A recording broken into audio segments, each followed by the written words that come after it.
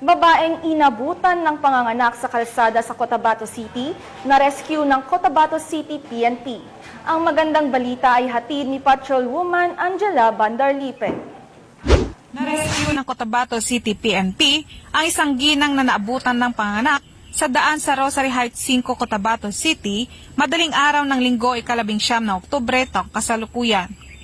Kinilala ang ginang na si Maricel Gani, isang ina na nanganganak at walang kakayahang makapunta sa ospital.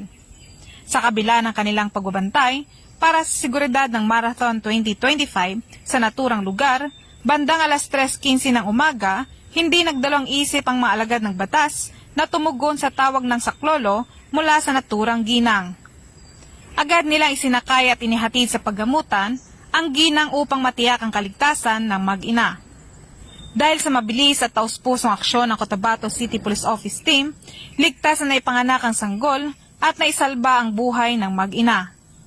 Isang inspirasyon ay pinamalas ng grupo sa tunay na diwa ng serbisyong may puso, handang tumulong kay sa gitna ng tungkulin at panganib. Mula rito sa Rio ng Bangsamoro, ako ang iyong Police News Network Correspondent, Patrolwoman Angela Bandarlipe, alagad ng batas, tagataguyod ng balitang pulis.